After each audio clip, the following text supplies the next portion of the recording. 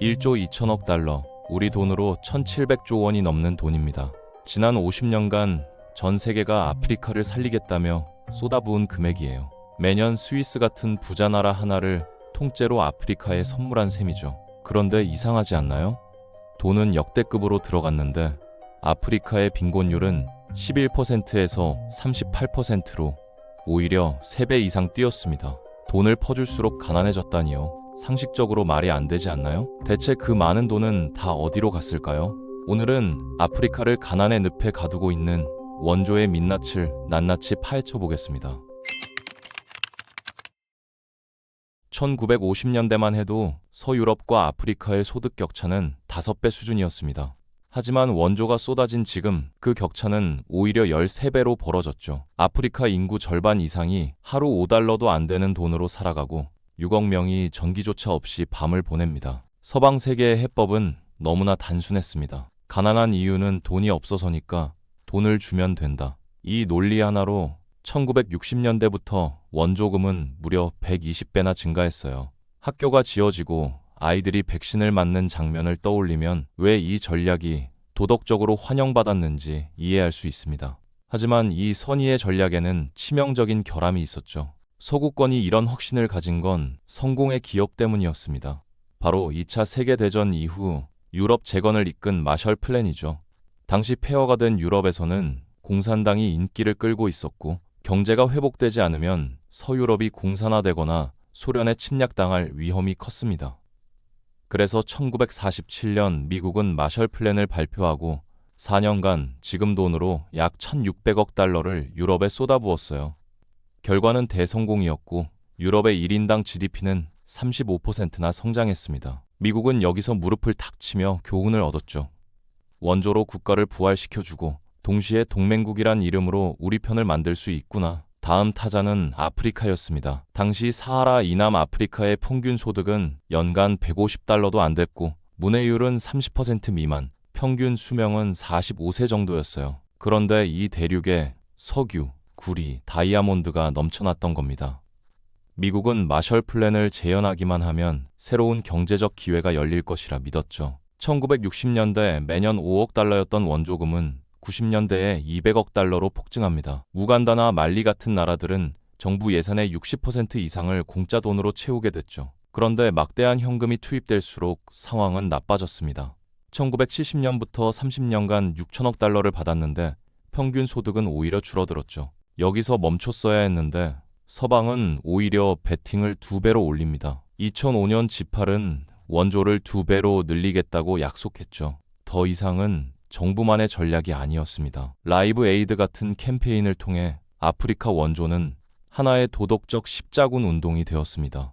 일반 시민들이 수백만 달러를 기부했어요. 빈곤의 원인이 부패나 정치가 아니라 단순히 돈 부족이라는 서사를 전 세계에 세뇌시킨 겁니다. 2010년에 아프리카 원조금은 역사상 최고치인 연간 500억 달러를 넘었지만 지금도 4억 명이 하루 2달러 미만으로 살고 있고 많은 나라들이 1980년대보다 더 가난해졌습니다. 그렇다면 도대체 왜 이런 일이 벌어진 걸까요? 왜 원조가 유럽은 살리고 아프리카에서는 실패했을까요? 핵심은 제도입니다. 법치주의, 재산권, 민주주의 같은 사회를 지배하는 틀이죠. 마셜 플랜 당시 서유럽은 건물만 부서졌을 뿐 세금을 거두고 자원을 배분하고 법을 집행하는 국가 시스템은 살아있었습니다.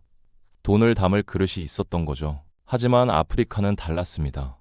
대부분의 국가들이 막 독립을 얻은 상태였고 독립 직후의 정부들은 식민지 시절의 착취 구조를 그대로 물려받았습니다. 그리고 그 제도는 지배 엘리트의 이익을 위해서만 돌아갔죠. 2025년 기준으로 민주주의 순위 하위 30개국 중 아프리카 국가들이 거의 절반을 차지하고 있습니다. 이런 깨진 그릇에 수천억 달러를 쏟아부으면 어떻게 될까요? 돈은 갈라진 틈 사이로 줄줄 새서 권력자의 주머니로 증발합니다. 국제회의에 전용기 타고 가는 대통령들, 반빈곤 회의에서 6만 달러짜리 롤렉스를 차고 있는 장관들, 매년 부패로 사라지는 300억 달러. 이것이 원조의 실제 모습이죠. 그런데 문제는 부패만이 아닙니다. 더 심각한 건 이 돈이 나쁜 정부를 유지시켜준다는 점이에요. 정상적인 국가라면 정부는 국민의 세금을 눈치 보며 써야 합니다. 하지만 원조 국가의 정부는 자국민이 어떻게 생각하든 상관없어요. 밖에서 용돈이 계속 들어오니까요. 정부가 국민의 세금이 아니라 외부의 용돈으로 운영되면 정치적 책임은 사라질 수밖에 없습니다. 말라위에서 막대한 원조금이 관료들의 해외 쇼핑에 쓰였을 때도 정치적 후폭풍은 없었습니다. 자금이 외국에서 왔기에 국민들은 변화를 요구할 힘조차 없었기 때문이죠. 같은 역학이 수십 년간 아프리카 대륙 전역에서 벌어지고 있습니다. 물론 어느 정도의 부패는 모든 나라에 존재하죠. 그래도 소기업이나 농부, 기업가들이 아래에서부터 발전을 이끌어낼 수 있잖아요. 국가에 의존하지 않고도 일자리를 만들고 경제를 키울 수 있죠. 그런데 원조가 이런 자생적 발전을 어렵게 만듭니다. 원조 기관들이 제공하는 것들이 현지 기업과 직접 경쟁하기 때문이죠. 경제적으로도 원조는 재앙이었어요. 가나의 섬유 산업이 좋은 예입니다. 쏟아지는 공짜 기부 옷들 때문에 현지 섬유 공장 80%가 문을 닫았습니다. 공짜와 싸워 이길 기업은 없으니까요. 수천 개의 일자리와 함께 산업을 유지하는 지식과 네트워크도 사라졌죠. 지난 20년간 아프리카 제조업은 대륙 경제의 15%에서 10%로 줄었고 해외 원조가 아프리카 산업화를 해친다고 말합니다. 세계은행조차 원조 증가 시기에 현지 제조업이 약화되는 경향을 발견했죠. 그런데 여기서 끝이 아닙니다. 원조가 아프리카 경제를 망치는 더 교묘한 방법이 있어요. 바로 경제 전체 구조가 왜곡되는 문제입니다. 한국, 대만, 중국 같은 나라들이 급성장한 비결은 수출 주도 모델이었습니다. 저가 상품을 국제시장에 팔면서 산업화하고 가치 사슬을 올라간 거죠. 이 과정에서 필수적인 게 약한 통화 유지입니다. 통화가 약하면 수출품이 세계 시장에서 저렴해지고 수요가 늘어나죠. 그런데 원조금은 정반대 효과를 만듭니다. 돈이 들어와서 현지 통화로 환전되면 통화 가격이 올라가거든요.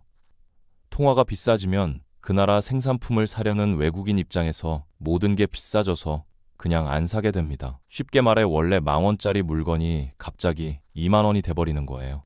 누가 사겠어요? 그 결과 아프리카산 제품은 해외 시장에서 비싸져 팔리지 않게 되고 한국이나 중국이 걸어갔던 수출 주도형 성장의 길은 원천 봉쇄됩니다. 동아시아의 수출 주도 모델을 재현하는 게 불가능해지는 거예요. 결국 원조가 아프리카의 산업화 사다리를 걷어차버린 셈이 된 거죠. 오늘날 아프리카 수출은 평균 GDP의 20%인데 한국이나 대만의 절반도 안 됩니다. 원조 의존 국가들은 생존을 위해 해외 지원에 의존하고 국내 경제는 저개발 상태로 남게 되죠. 물론 원조가 도로, 학교, 전력망을 건설해서 발전에 기여할 수도 있습니다. 하지만 가장 심각한 문제가 있어요. 원조가 거의 효과적으로 전달되지 않는다는 거죠. 2012년 보고서에 따르면 원조 프로젝트의 70%가 실패했습니다. 우간다에서는 기부된 의료 물자의 3분의 1이 수혜자에게 도달하지 못했어요. IT 지진 때도 수십억 달러가 모였지만